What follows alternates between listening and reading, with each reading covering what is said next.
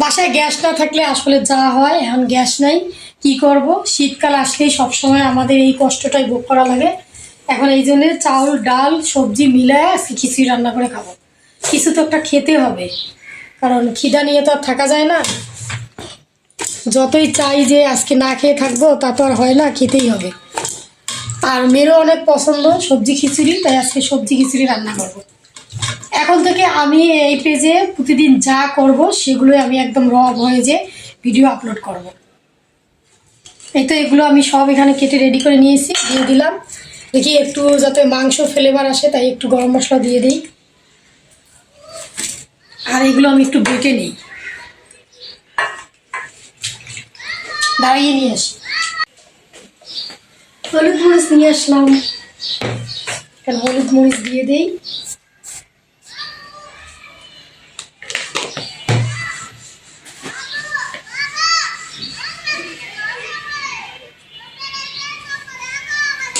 একটু ঝাল বেশি করে দিলাম, এই জন্য মরিচটা একটু বেশি করে দিলাম। লবণ, তেল,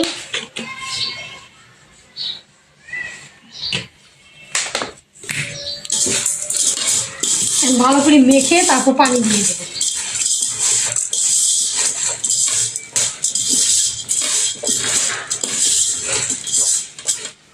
সবসময় না একটা কাজ করতে গেলে আরেকটা কাজ ভুলে যাই, দেখছেন পানি নিয়ে আসতে ভুলে গেছি। পানি নিয়ে আসি।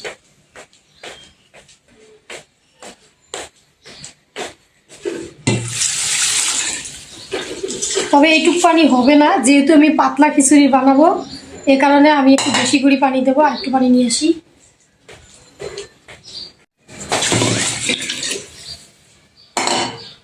এখন বসাই দিই, বিসমিল্লাহ।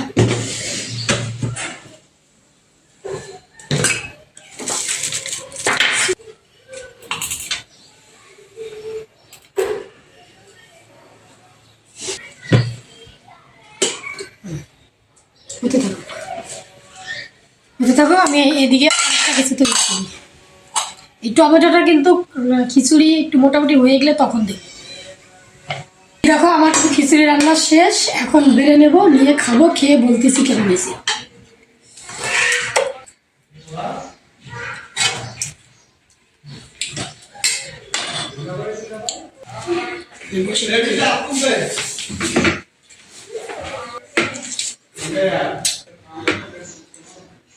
দারুণ হয়েছে, দারুণ, সেই সব। তবে এর সাথে অন্য কিছু হলে আরো বেশি মজা লাগতো। আমি যে একটু মরিচ ভর্তা বানাবো, মরিচ তেলে নিয়ে, সেটুকু গ্যাসও নেই। যাই হোক, এখন তো আমি খিচুড়ি রান্না করব। আজকে আমি খিচুড়ি খাবো, পাতলা খিচুড়ি। আর এই শীতের দিনে তোমরা আজকে কে কি রান্না করছো, কে কি দিয়ে দুপুরে খাবো, অবশ্যই কিন্তু কমেন্ট করে জানাবা। এখন থেকে সবসময় কিন্তু আমার এই পেজে তোমরা র ভয়েজে ভিডিও পাবা। সবাই ভালো থাকো, সুস্থ থাকো। আজকে তো বিদায়, আল্লাহ হাফেজ।